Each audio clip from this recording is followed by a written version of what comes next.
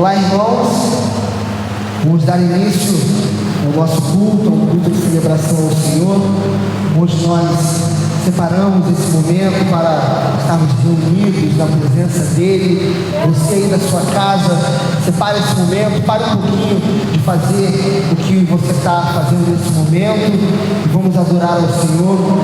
Se você puder nesse momento se colocar de pé, nós vamos começar louvando ao Senhor, dando espaço para que Ele possa entrar, declarando que a nossa casa, que esse lugar, esse ambiente, a igreja, o templo, é o lugar onde Ele pode estar. Então vamos adorar ao Senhor, vamos cantar essa canção, Casa é Sua.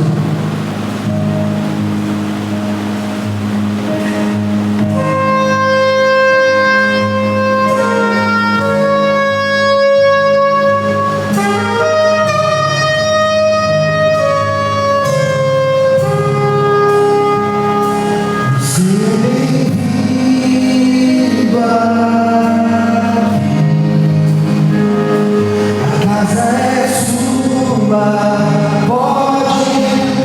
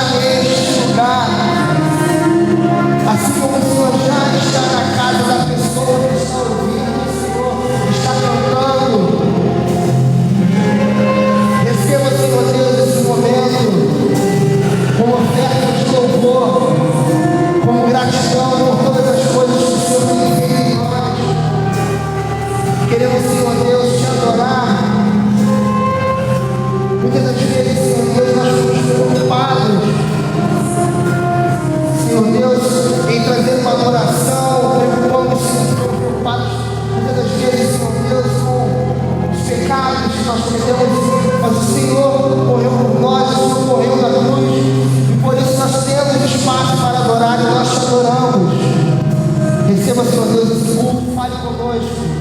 A oração que nós fazemos no nome de Jesus, nós falamos contigo. Amém. Vamos agora continuar louvando e o que nós podemos dar ao Senhor por todos os benefícios que Ele nos tem dado.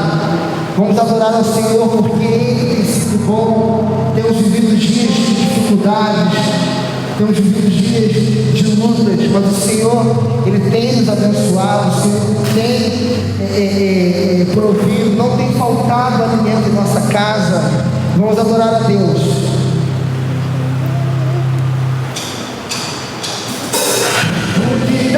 Mas palmas. O que darei? Perguntarei, lembrarei de novo tuas mãos e obras. Não há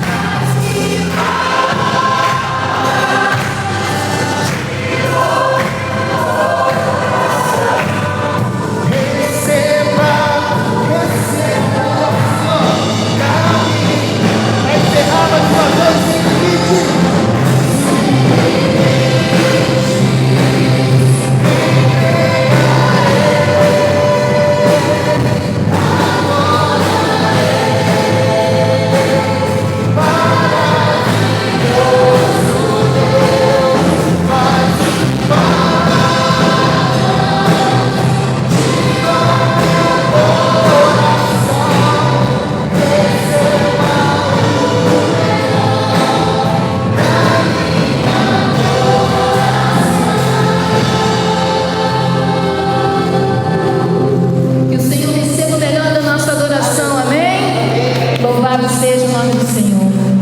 Quero ler com vocês Joel 2, versículos 12 e 13. Um texto que nós não costumamos muito ler, mas é um texto maravilhoso e nos diz assim: agora declara o Senhor, voltem-se para mim de todo o coração, com jejum, lamento e pranto. Rasguem o coração e não as vestes. Voltem-se para o Senhor, para o seu Deus, pois Ele é misericordioso e compassivo, muito paciente e cheio de amor. Arrepende-se e não envia desgraça. Esse texto é um texto que convoca o povo a se voltar para o Senhor. O povo estava pecando, estava se afastando de Deus, e ele começa a falar: se vocês se arrependerem, se vocês se voltarem para o Senhor, Ele não enviará desgraça. Interessante que nós, às vezes, quando falamos um pouco sobre o povo de Deus, o povo de Israel, aquela nação, a gente fala que eles são teimosos, né? Poxa, eles viram todos os lados e ainda se não criam. E eu penso, queridos, que nós nos coloquemos no lugar desse povo, né? Quantos de nós já não experimentamos a provisão do Senhor? Quantos não experimentamos milagres do Senhor? Mas aí vem a segunda pergunta: quantos de nós não estamos temerosos? Quantos de nós não estamos com medo dessa pandemia? Não é verdade? Somos como aquele povo. Então o que o Senhor pede? Se arrependa, rasgue suas vestes, se coloque no seu lugar de dependência do Senhor, porque o Senhor, Ele tem prazer em nos abençoar. Que fala sobre jejum, sobre lamento, sobre pranto. Colocar o nosso Deus em primeiro lugar na nossa vida e entender que Ele não perdeu o domínio da história. O domínio da história não saiu das mãos do Senhor. Isso que está acontecendo agora não é um erro de percurso, não é, queridos. Nós não podemos crer assim. Nós cremos num Deus que é onipotente, onipresente e onisciente. Ele está dominando a história e nós sabemos onde isso tudo dará. Na volta de Cristo, a levar com Ele nós que somos a sua igreja. Então, assim como o povo no passado foi convocado a se arrepender, a buscar o reino de Deus, nós hoje também somos convocados a fazer o mesmo. Nos arrependermos e buscarmos o reino de Deus, ainda que este reino trabalhe e atue de formas misteriosas que muitas vezes nós não compreendemos. Somos reino, somos povo, precisamos obedecer o nosso mestre. Nós vamos adorar agora a Deus com uma canção que fala sobre isso. Os povos se unem, levantam as mãos e adoram a Deus, porque o reino dele é eterno, o reino dele é misericordioso, o reino dele é bondade. Nós cremos nisso e nós vamos adorar ao Senhor com esta canção, como um povo escolhido, como um povo separado e submisso à vontade do Senhor.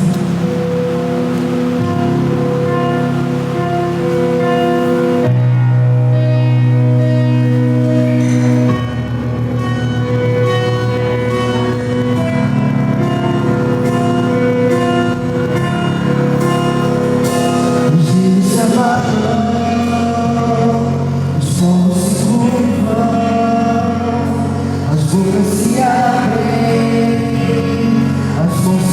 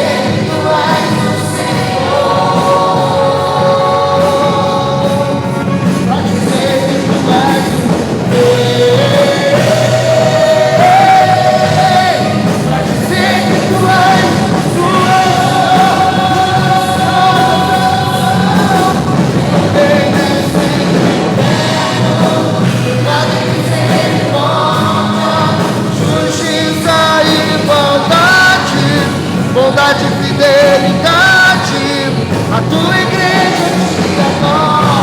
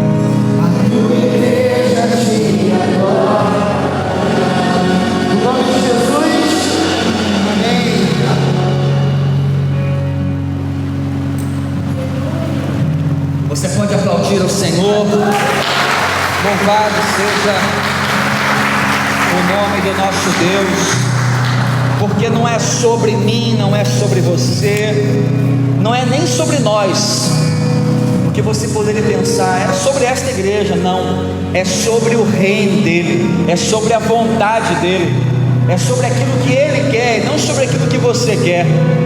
Por isso que quando nós adoramos e trazemos a nossa memória aquilo que é o reino, é bondade, é justiça, é igualdade, você se conecta com o propósito e aquilo que faz sentido essa reunião neste lugar. Salmo 145, versículo 9 a 13, declara assim a palavra do Senhor: o Senhor é bom para todos, a sua compaixão alcança todas as suas criaturas.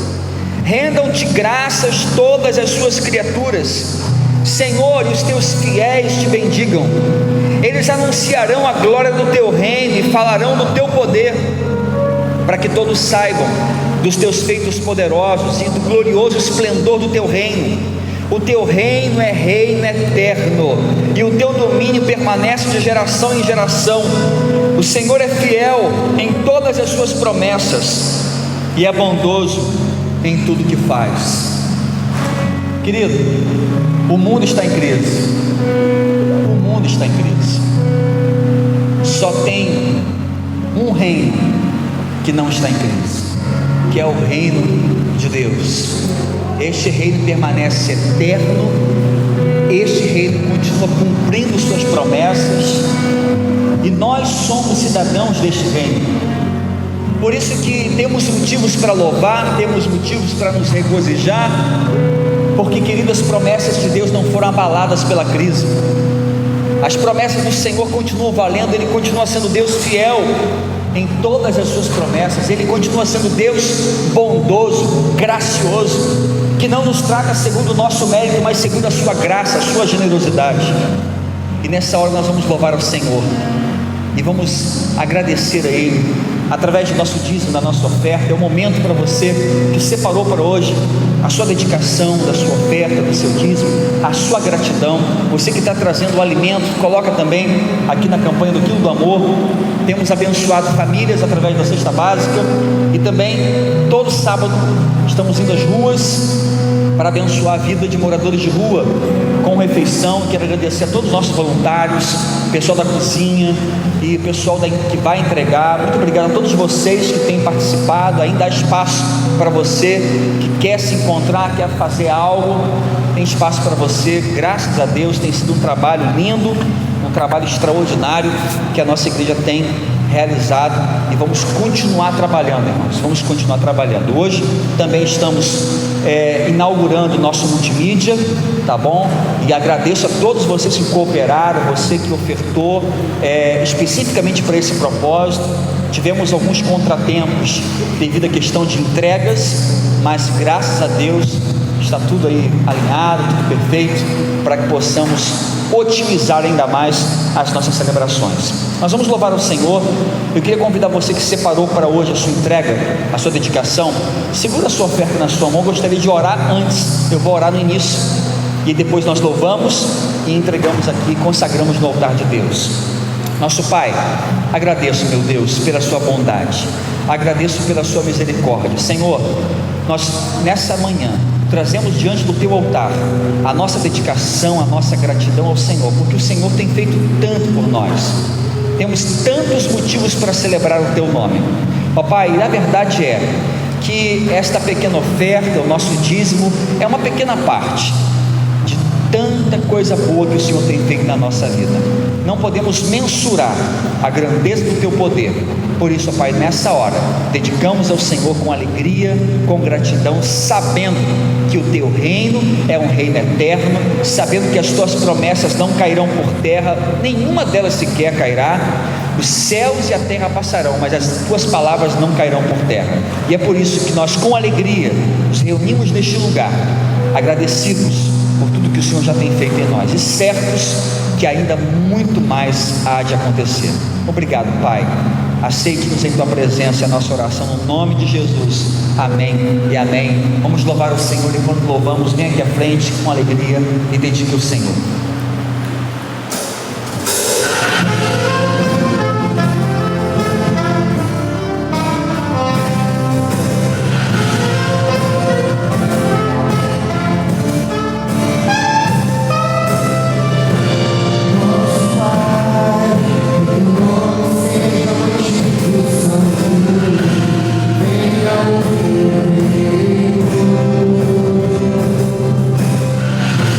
Mas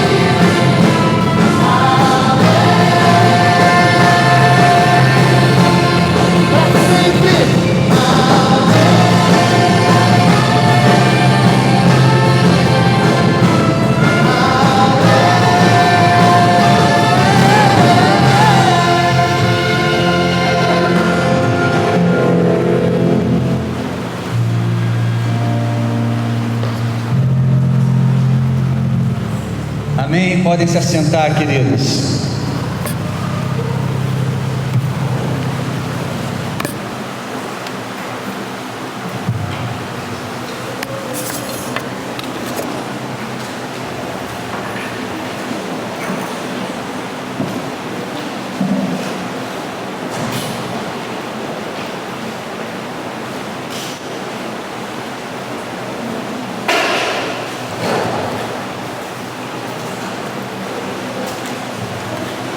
Que bom que você está conosco, que bom que você também está nos acompanhando pela transmissão online.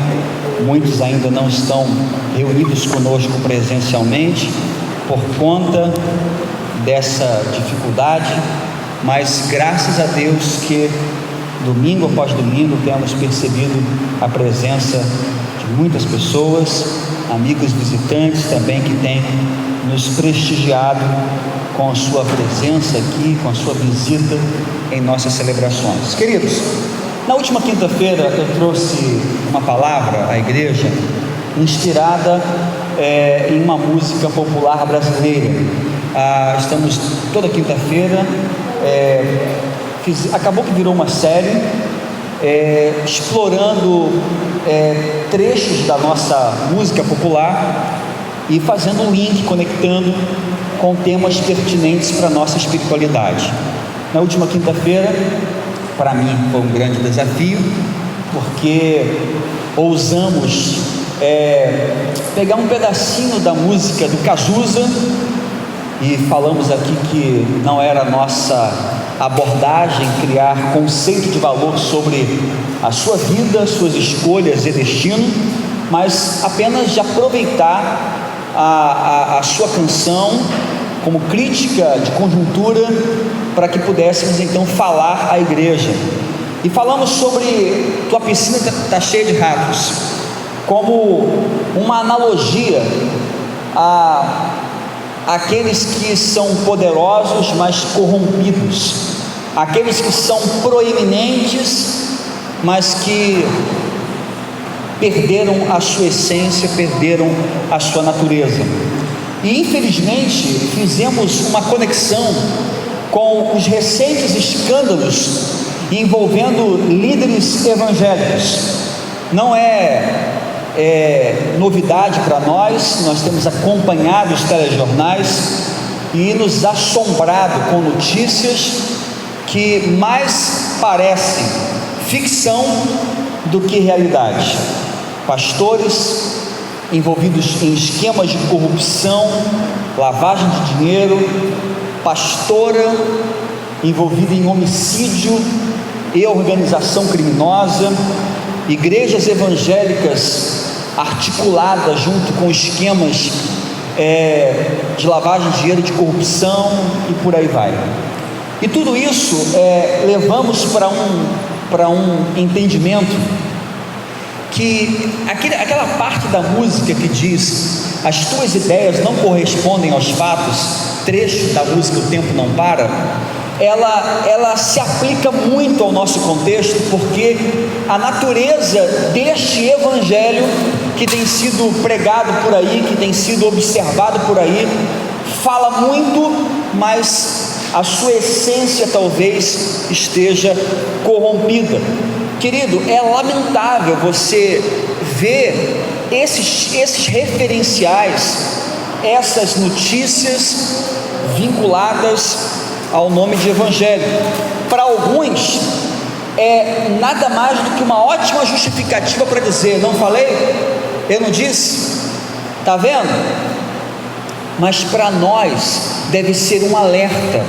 Para nós, igreja, deve ser um alerta sobre a necessidade que temos de olhar para o verdadeiro evangelho de Jesus, de voltar os nossos olhos para a essência daquilo que é realmente importante e relevante na nossa caminhada. Precisamos ser ainda mais fiéis a este evangelho de Jesus, porque há uma distinção muito nítida entre o evangelho que evangélicos professam e o evangelho do reino de Deus, o evangelho de Jesus, o evangelho da palavra de Deus. E é sobre esse evangelho que nós precisamos tratar, é sobre este evangelho que nós precisamos olhar com atenção, que ele não se impressione com os maus exemplos que você vê lá fora.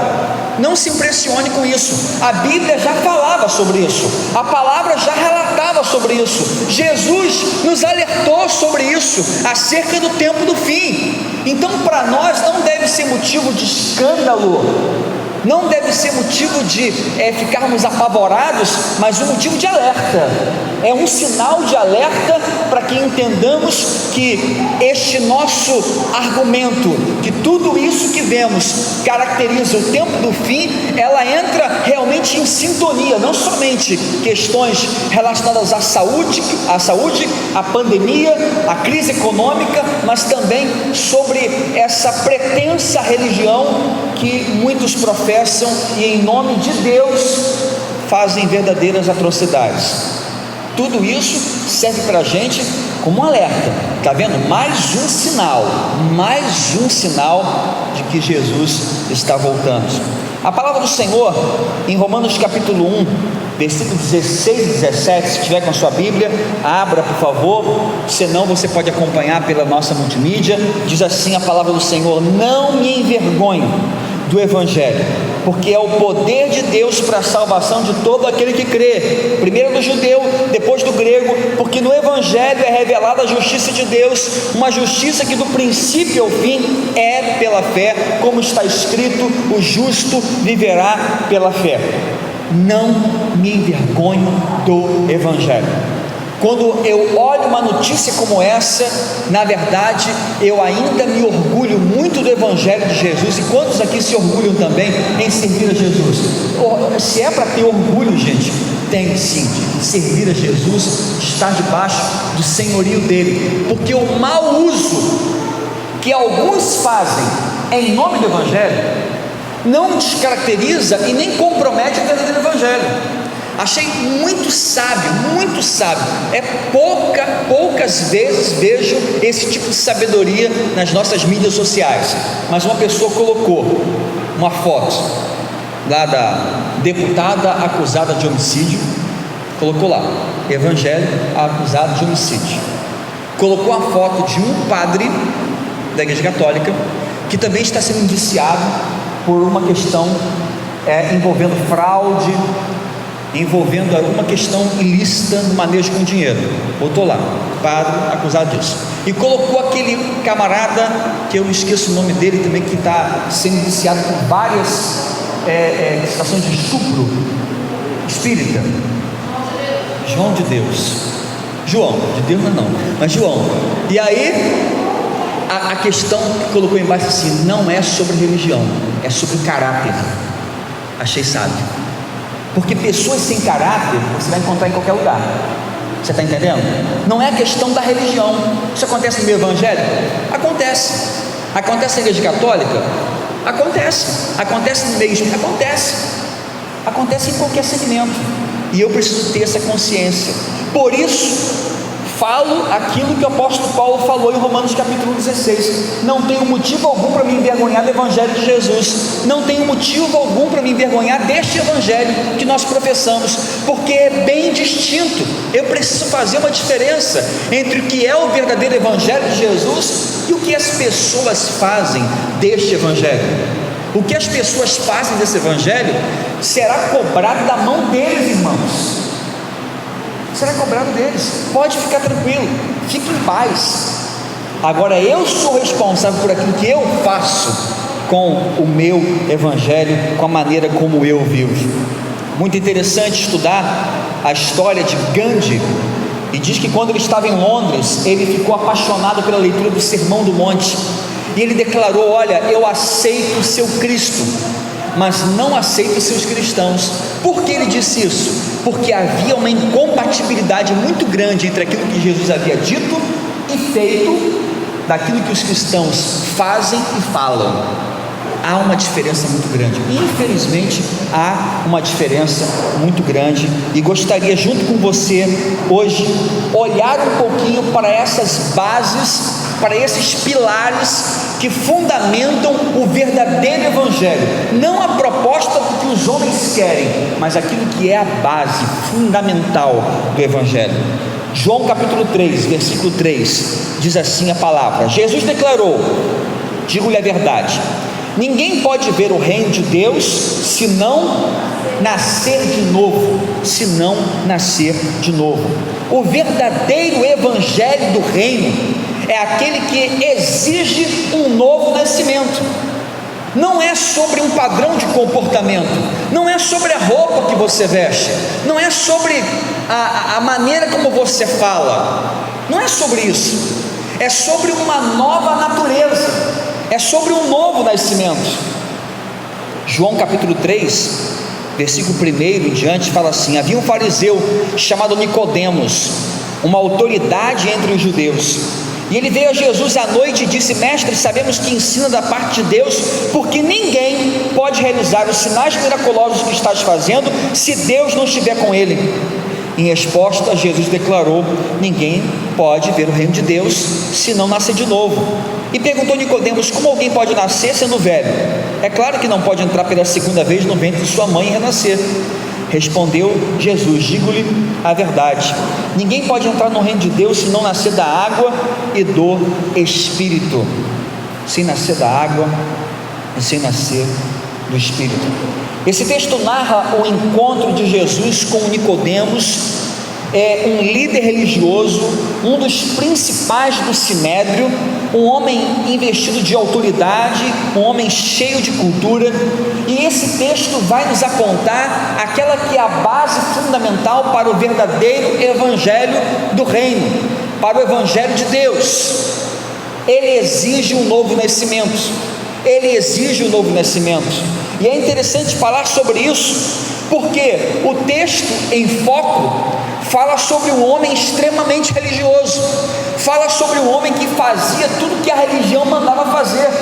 Na verdade, ele fazia muito mais além, porque como fariseu, era um homem que estava sujeito a leis que eles mesmos haviam inventado para demonstrar como que eles eram superiores às outras pessoas comuns.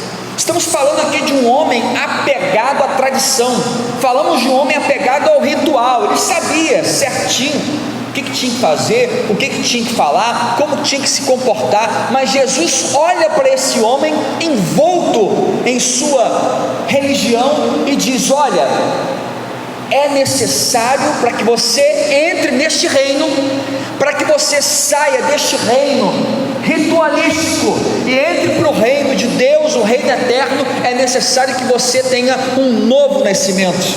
Você tem que nascer de novo. E aqui que nós nos perguntamos: pastor, mas o que é nascer de novo? O que é nascer de novo? O novo nascimento é um novo começo. O novo nascimento é o momento em que você entrega a Cristo a sua vida, o reconhece como seu Senhor e como seu Salvador. E para que isso aconteça, é necessário que antes você reconheça a sua mais completa falência espiritual. É você olhar para dentro de você mesmo e perceber que nada em você é suficiente para lhe dar condições de se apresentar a Deus e declarar: Senhor, olha aqui para mim como que eu estou fazendo direitinho.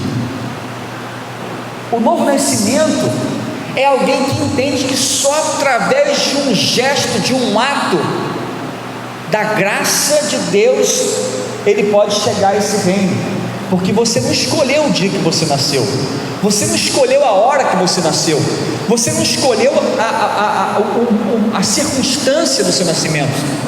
Essa semana eu estou começando a ser acionado por muitas pessoas da igreja que tiveram seus filhinhos durante a pandemia e agora quer apresentar o bebê da igreja.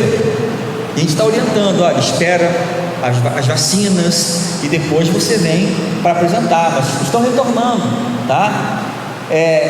Essas crianças não escolheram a circunstância do nascimento, não escolheram o dia do nascimento. Se pudessem escolher, acredito que escolheria assim: vou esperar passar a pandemia, né? Como todo mundo está fazendo, né? Eu vou conversar com a mamãe aqui por videoconferência, online, depois aí de uns 18 meses, aí eu vou nascer. Mas não escolhe. Assim também, você não escolhe, é uma decisão de Deus. Deus escolheu você, e quando você se submete a isso, você encontra esta salvação. Para que essa salvação aconteça, ela precisa ser fruto do mérito de Deus e não do seu mérito. Nicodemos era um homem que entendia muito bem sobre a salvação como fruto das suas ações de bondade. Ele entendia muito bem que quando ele fazia o bem, ele ganhava alguns pontos, algumas estrelinhas com Deus do céu. Mas Jesus declara para ele e o mostra que este verdadeiro evangelho não é sobre o que você faz, mas sobre quem você é sobre a sua escolha. Muitas vezes nós resumimos a nossa espiritualidade muito mais por aquilo que nós fazemos, pelo que nós somos. Mas a pessoa está fazendo isso, a pessoa, está vendo, pastor? A pessoa lá que diz evangélico fez aquilo errado, está vendo? Mas o que você faz não deve denotar, ou não deveria denotar essencialmente aquilo que está dentro de você, tá? Você é reconhecido por aquilo que você é. Jesus não está preocupado em quem você é dentro do seu universo religioso, mas Ele está preocupado em quem você é por dentro, a sua essência. É você aqui agora, com o seu coração contrito, é com o seu coração realmente desejoso de buscar a vontade dEle. Ele não está preocupado se você está orando da maneira errada, se você não usa as palavras certas, se você troca as bolas na hora da oração. Ele não está preocupado com isso. Ele está preocupado se você o faz com sinceridade, com humildade, agradecendo a Deus, louvando a Deus de coração por aquilo que Ele já tem feito em sua vida. A salvação, o novo nascimento, é esse momento de mudança de direção. A Bíblia fala a palavra metanoia, que é uma mudança, transformação, é mudar a direção da sua vida. João capítulo 6, versículo 63 declara: o Espírito é o que vivifica, a carne para nada aproveita. As palavras que eu vos tenho dito são Espírito e são vida. Ou seja, é através desta palavra, que é Espírito e vida, que você alcança um novo nascimento, porque foi pela palavra também que tudo foi criado, e esta palavra gera em você, esta palavra cria em você esse novo nascimento, leva você a este novo nascimento. Qual era a nossa real condição antes de termos esse novo nascimento? Efésios capítulo 2, versículo 1 declara: Ele nos deu vida, estando nós mortos em nossos delitos e pecados. A nossa condição anterior a receber esse novo nascimento em Cristo era: eu estava morto em meus delitos e pecados. Pastor, como é que eu estava morto se eu estou vivo? Aqui fala sobre a morte espiritual. Você está morto espiritualmente, você não tem conexão com Deus, você está desconectado de Deus, você vive a sua vida indiferente a Deus. Jesus, nesse primeiro encontro com o Nicodemos, ele fala sobre o que importa, sobre a compreensão que nós estamos mortos em nossos pecados e, para tanto, precisamos deste novo nascimento para podermos experimentar do seu reino. Novo nascimento é quando eu reconheço a minha falência espiritual, reconheço que sozinho nada posso fazer para mudar a minha situação, não posso mudar o meu futuro. A resposta de Nicodemos para Jesus, embora no texto pareça ser uma resposta literal à sua colocação, eu me pergunto se ele também não estava usando do mesmo método que Jesus usava, porque Jesus usava um método rabínico de ensino, onde ele usava figuras de linguagem.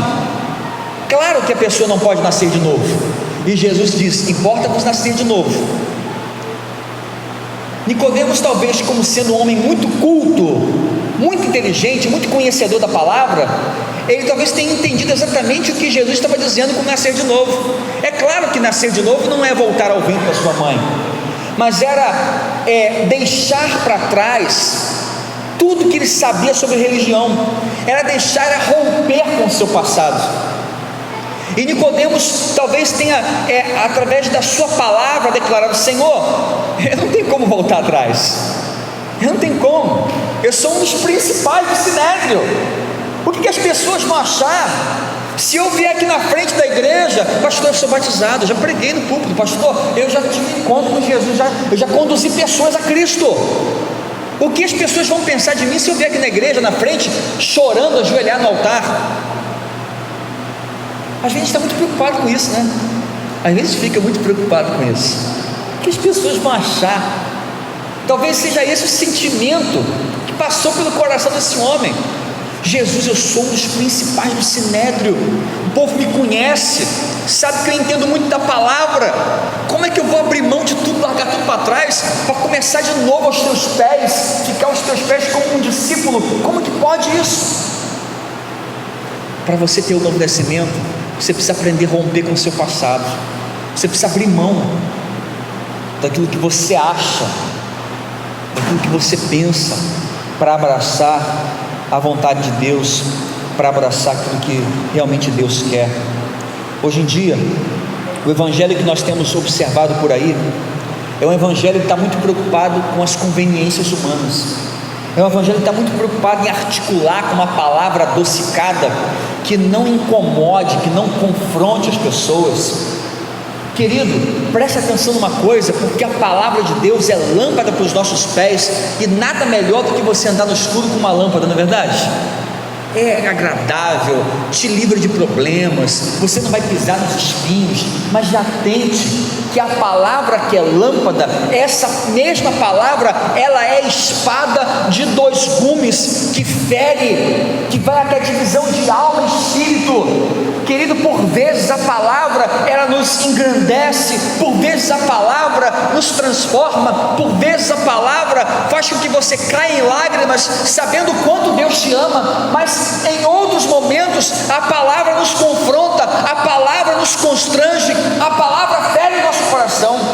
Na quinta-feira eu li para vocês aqui uma palavra que eu fico pensando: meu Pai amado, lê depois em casa com calma Isaías capítulo 1. Isaías capítulo 1. Não parece, por isso que lá no primeiro século um homem chamado Marcião chegou a acreditar que havia dois deuses: um Deus do Antigo Testamento, que era um Deus irado, rabugento, e existia um Deus bondoso do Novo Testamento. É o mesmo Deus, gente, é o mesmo Deus.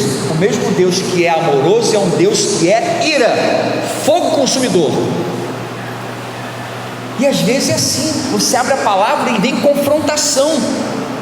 Muito cuidado com esse tipo de evangelho que não confronta.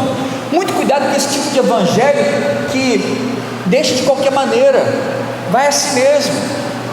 Querido, o nosso modelo de espiritualidade é o próprio Jesus. Tenho dito aqui, nós não seguimos um conjunto de regras filosóficas, nós seguimos uma pessoa, seguimos a Cristo. Quer saber o que é ser um verdadeiro cristão? Olha para Jesus, olhe para a cruz, olhe para o que Jesus fez. Se Jesus fez, está certo. Se Jesus se comportou assim, comporte-se assim também, faça o mesmo. E Jesus, em seu momento de agonia, de dor, ele orou pedindo a Deus por algo da sua própria conveniência, porque nós oramos assim. Jesus orou e pediu: Senhor, se for de tua vontade, passa de mim esse cálice. O que ele está dizendo? Senhor, olha, a minha vontade eu não gostaria de enfrentar essa cruz, a minha vontade eu não queria encarar esse sofrimento, mas que não seja feita a minha vontade, mas que seja feita a tua. Ele orou demonstrando a sua humanidade, mas ele coloca o evangelho em seu devido lugar. O evangelho não é sobre a minha vontade, é sobre a vontade dele. Eu me submeto. Querido, preste atenção numa coisa: não é Deus que tem que se submeter à sua vontade, não é Deus que tem que se submeter aos nossos caprichos. Somos nós que precisamos nos adaptar, nos ajustar, abrir mão, romper com o pecado e fazer a vontade dele. Amém? Quem está entendendo aí? Glória a Deus. Isso é o novo nascimento. Este é o novo nascimento que a palavra de Deus tem para mim e tem para você. Evangelho de João, no capítulo 4, versículo 23, Jesus declara: no entanto está chegando a hora, e de fato já chegou, em que os verdadeiros adoradores adorarão o Pai em espírito e em verdade. São estes adoradores que o Pai procura. Querido, o verdadeiro evangelho de Deus é aquele que exige um novo nascimento e que também procura por verdadeiros adoradores. É interessante perceber que o texto fala que ele procura, quem procura é Deus. Deus é o mais interessado em procurar aqueles que o adorem em espírito e em verdade. E aqui eu fico pensando que não é você que vem adorar, não é você que veio aqui buscar Deus. Eu vim buscar Deus. É Deus que está te procurando. É Deus que trouxe você aqui hoje. É Deus que está liberando essa palavra para você hoje. Por quê? Porque Ele tem interesse em filhos que o adorem em espírito e em verdade. E esse texto de João capítulo 4 faz parte de um trecho ainda maior. Eu não vou ler por causa da hora, senão a gente vai ficar aqui muito tempo, que narra a história de uma mulher samaritana, o encontro de Jesus com a mulher samaritana. Se você quiser ler o texto, é o texto de João, capítulo 4, a partir do versículo 6, vai até o 24. O texto mostra aquele momento em que aquela mulher samaritana se encontra com Jesus, junto ao poço. Jesus pede água, ela pergunta: por que você fala comigo, sendo eu samaritana e você judeu? Porque não havia comunicação entre eles, eram povos inimigos. E Jesus então fala: se você soubesse quem estivesse falando com você, você lhe pediria água, e ele lhe daria a água da vida. E ela disse: Senhor, como é que você vai me dar água se você não tem como tirar? Ela não tinha entendido. E aí Jesus dá uma declaração sobre a sua vida, revela a vida dela, e ela entende que está diante de um profeta de Deus. Então faz uma pergunta religiosa: Senhor, os nossos pais adoravam nesse monte, mas os judeus falam que é lá em Jerusalém que se deve adorar. Onde que é o lugar certo para adorar? E Jesus fala: olha, nem aqui nem lá. Os verdadeiros adoradores adoram o Pai em espírito e em verdade. É interessante você notar esse texto, porque essa mulher, ela é uma antítese, ela é o contraponto do capítulo 3 de João. No capítulo 3 de João você tem encontro de Jesus com Nicodemos, um homem religioso, moralmente aceitável, uma vida ética, um caráter ilibado. Aqui em João 4 você tem encontro com a mulher, que era considerada na época uma prostituta, tinha o status social de uma prostituta, rejeitada pela sociedade. Ela foi buscar água meio-dia no poço, porque esse era o horário que ninguém ia buscar, o sol era quase 50 graus, para não se encontrar com ninguém, uma vida social destruída. E ainda assim, o mais curioso disso tudo nesse texto que você lê, é que Jesus não se declarou como Cristo para Nicodemos, mas se declarou como Cristo para essa mulher. Para essa mulher que não tinha a cultura de Nicodemos, não tinha a religião de Nicodemos, não tinha o status quo de Nicodemos, mas a essa mulher ele declara: eu sou o que fala contigo, eu sou Cristo, a este que fala contigo. Isso me faz pensar que quando nós temos a real compreensão da nossa natureza, de quem nós somos, de como que nós somos indignos para cobrar alguma coisa de Deus, Deus vem e se revela a nós. Deus vem e se revela a nós. Nicodemos, na sua religião, na sua moral, na sua ética, ele se considerava na condição de exigir de Deus respostas. Essa mulher não exige nada e recebe uma revelação, uma declaração linda através do seu encontro com Jesus. Essa mulher estava preocupada se estava fazendo certo. Ela estava preocupada que a sua adoração fosse a adoração coerente, a adoração certa, e ela pergunta isso a Jesus, e Jesus então mostra a ela que o importante não é saber o lugar para adorar, mas a quem adorar. A quem adorar. Jesus declara nesse texto: olha, a hora vem, já chegou, que os verdadeiros adoradores adorarão o Pai em espírito e em verdade. Está dizendo o seguinte: olha, chegou a hora e agora. Este é o momento para você adorar. Aqui onde você está, você deve adorar. Querido, qual é o momento para você adorar a Deus? Ah, pastor, mas eu creio que quando passar essa luta toda aí, eu vou agradecer muito a Deus. Este é o momento para adorar. Este é o momento, porque é muito mais difícil você adorar, você celebrar no meio da dor, do que quando passar. Aí sim, gente, é da nossa natureza celebrar. Celebre a Deus, adore a Deus neste momento, que você foi criado para isso. O propósito da salvação, do novo nascimento que Jesus comunicou a Nicodemos, era de nos tornar adoradores, como essa mulher estava preocupada em ser. Isaías capítulo 43, versículo 7, Isaías declara: todo aquele que é chamado pelo meu nome, a quem criei para a minha glória. Deus nos criou para a glória do seu nome.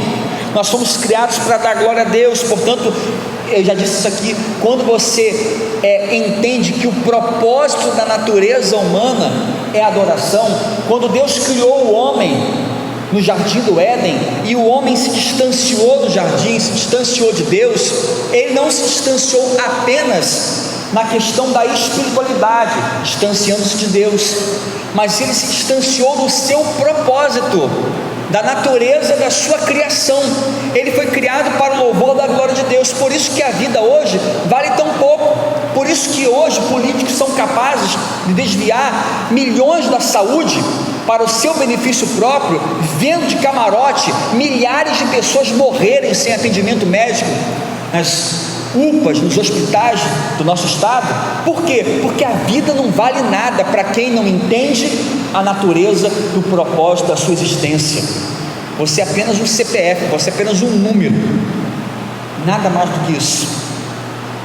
Querido, você foi criado para a glória de Deus.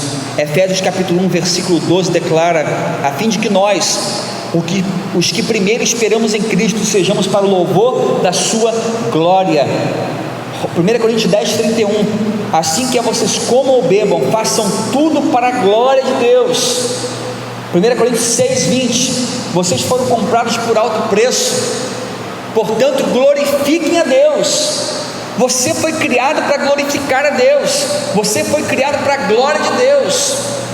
Todos nós, amém, igreja? Todos nós.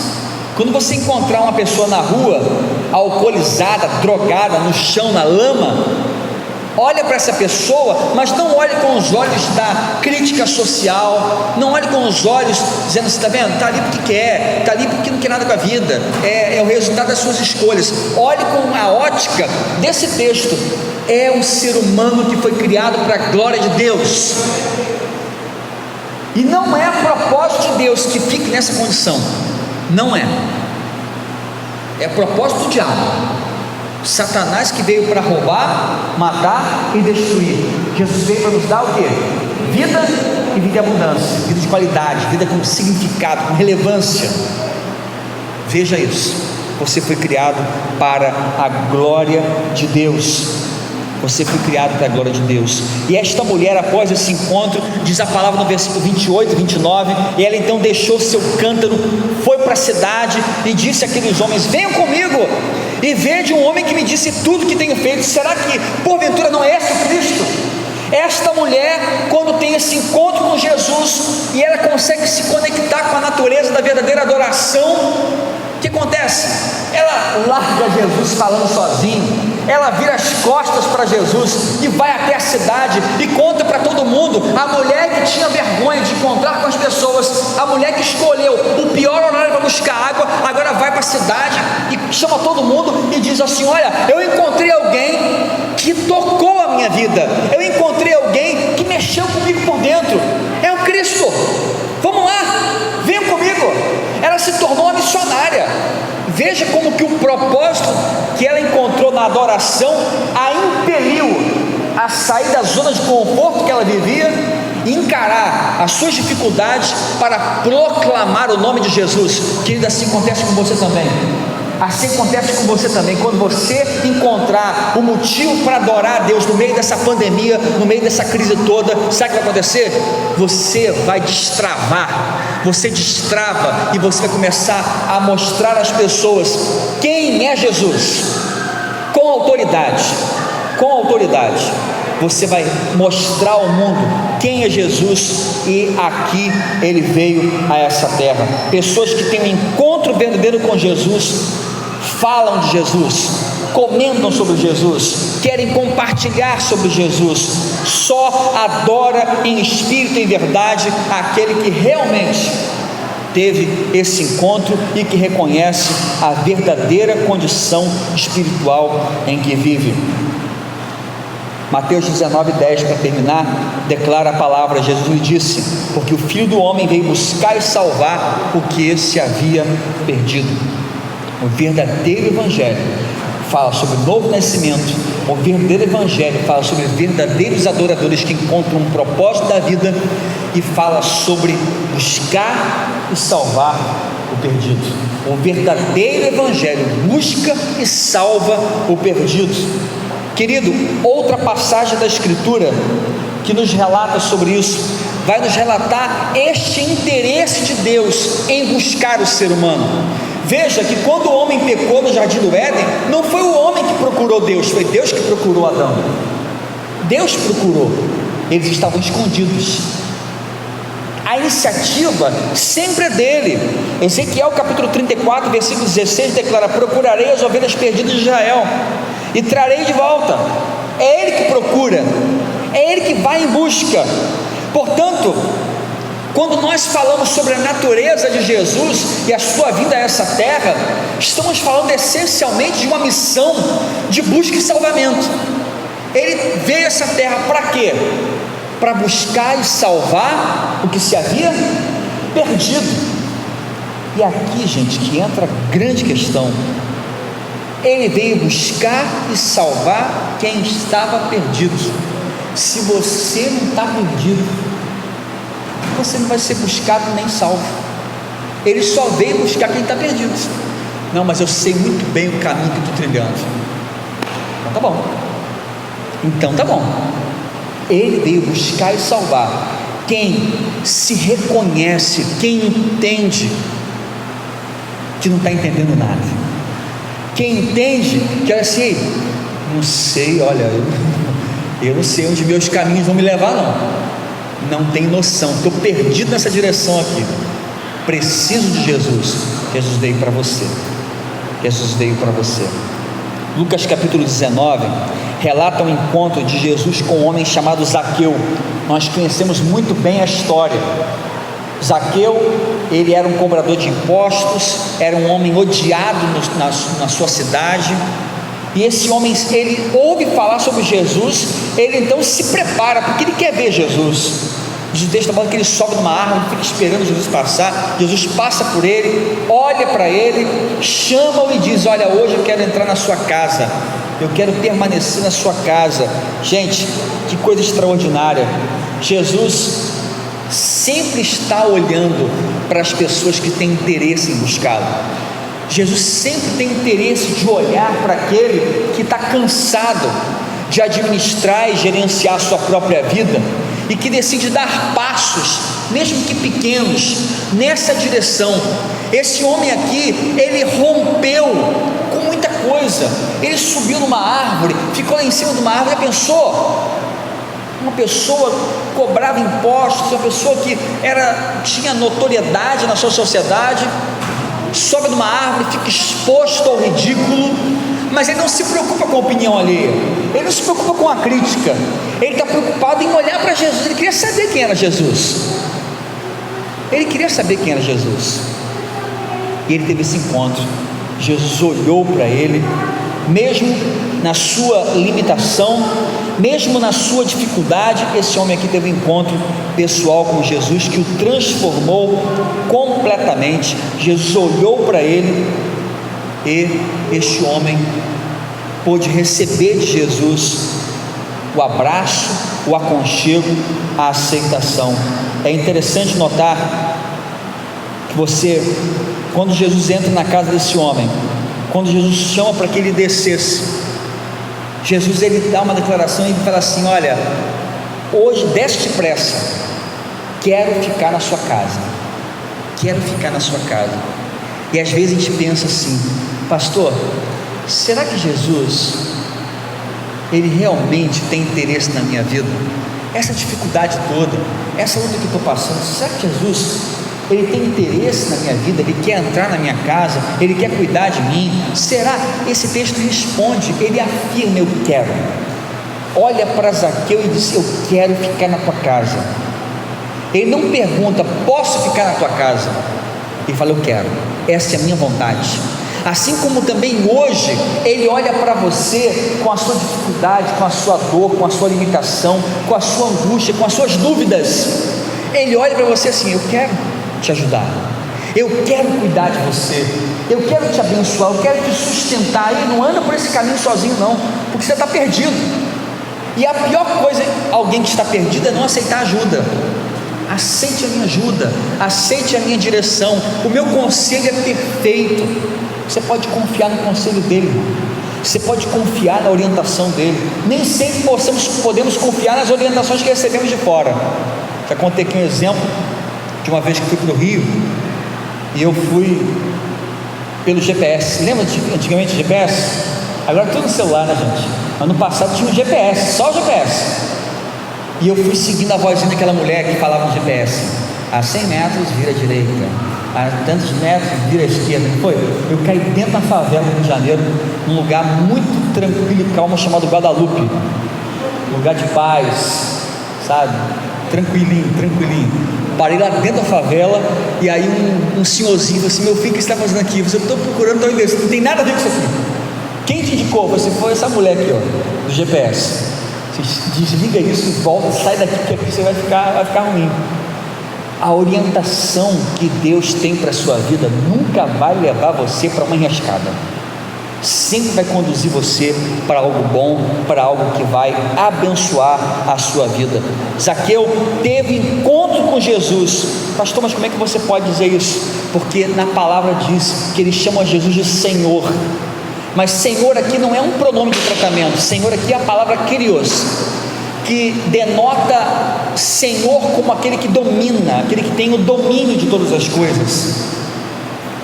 Esse homem reconhece Jesus como seu Senhor e Salvador, e Jesus declara: olha, hoje houve salvação nessa casa, porque esse homem que estava perdido, ele foi encontrado. Ele aceitou a direção, ele aceitou a orientação. Esse homem foi tão transformado que ele decidiu restituir a quem havia defraudado.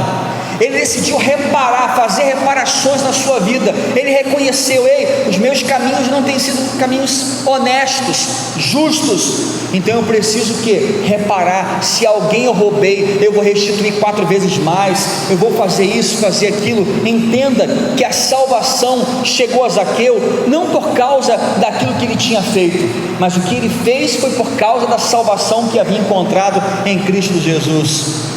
Por que isso? Porque a Bíblia é muito clara quando declara em 2 Coríntios capítulo 5, versículo 17: se alguém está em Cristo, nova criatura é, as coisas velhas já passaram.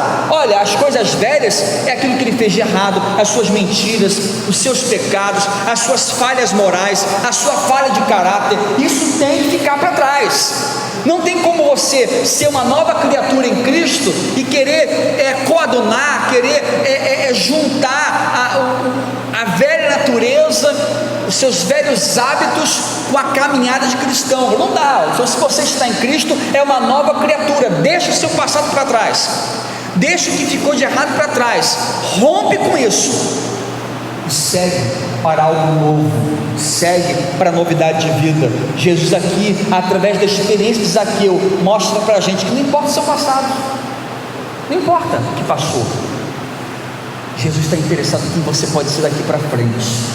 E aqui eu digo para você, digo para mim, digo para todos nós, você que está acompanhando pela transmissão online também, não importa o que passou, porque o que passou, gente.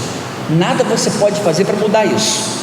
Jesus tem um profundo interesse em quem você será a partir de agora, saindo daqui agora, desligando o seu smartphone, o seu computador na sua casa. Quem você vai ser depois de ter um encontro com Jesus? Você vai continuar repetindo os mesmos erros do passado, ou você caminhará para buscar essa nova vida? Jesus veio buscar e salvar quem está perdido. Qualquer pessoa que se encontre nessa condição, Ele abraça, Ele chama de volta para o caminho. Querido, não é vergonha dizer que está perdido, não é vergonha. Homem tem vergonha, tem? Homem tem vergonha de falar: estou perdido, não sei para onde que esse caminho vai. Mas olha, a maior prova da sua maturidade é reconhecer: olha, não sei, sinceramente eu não sei, preciso de ajuda, preciso de ajuda. E quem sabe hoje, ouvindo essa palavra, você também chegue à mesma conclusão que eu cheguei ao ler essa palavra. Ei, eu preciso da ajuda, não tenho as respostas, não sei onde que esse caminho vai dar, eu só sei que preciso de Deus, preciso da direção do Senhor. Eu quero convidar você nessa hora a curvar a sua cabeça, a fechar os seus olhos e faça a sua oração ao Senhor, pedindo a Ele a direção, porque não há outra direção a se seguir a não ser essa.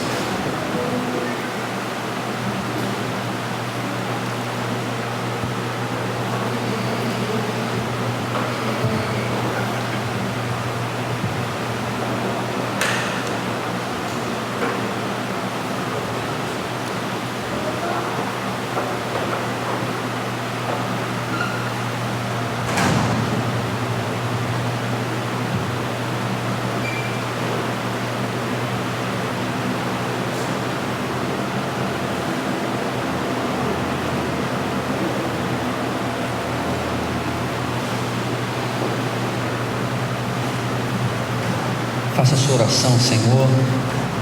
Reconheça diante dele as suas dificuldades.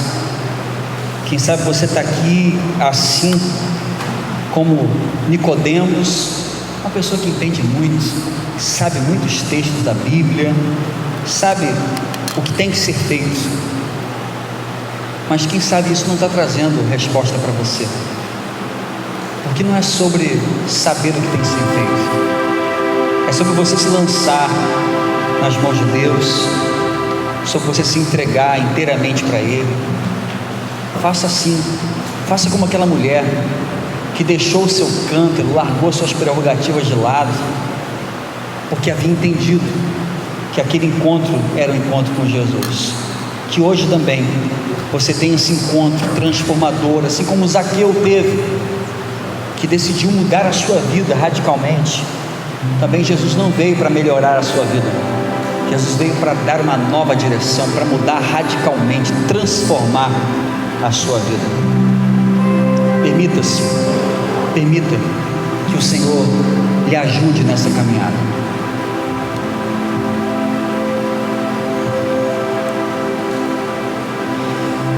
Ele abriu mão de sua glória, santo madeiro por mim, me conectou, salvou.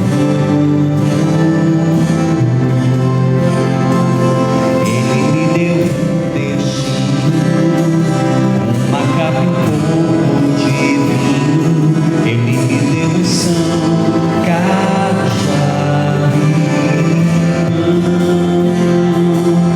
hoje um anel em meu dedo me tirou o dedo, novas sandálias pra suportar pedir. Hoje um anel em meu dedo me tirou o dedo, novas sandálias e disse: vai.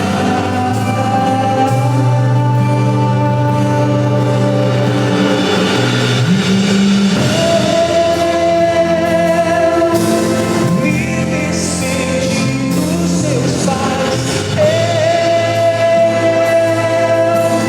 que minhas carroças afundei meus barcos no cais,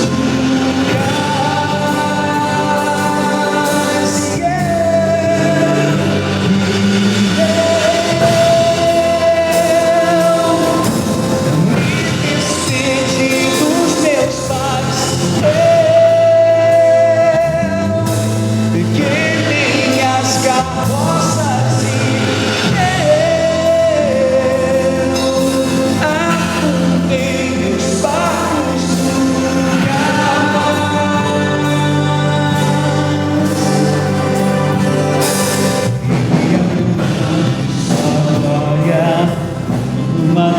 Pode ficar de pé, vamos louvar o Senhor. Salvou.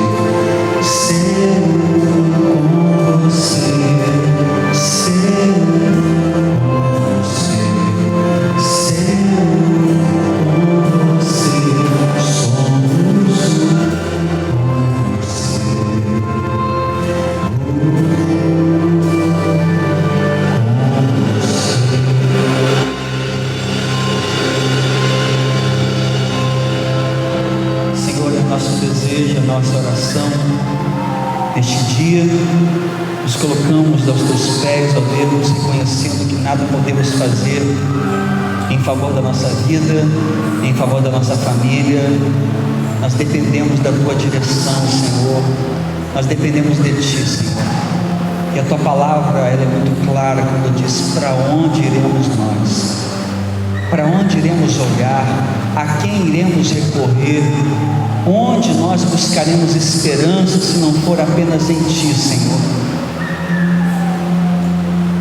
Toma nossos corações, ó Deus, onde a luta, as dificuldades causam tanta pressão em nós e por vezes não sabemos o que fazer, não sabemos que caminho escolher.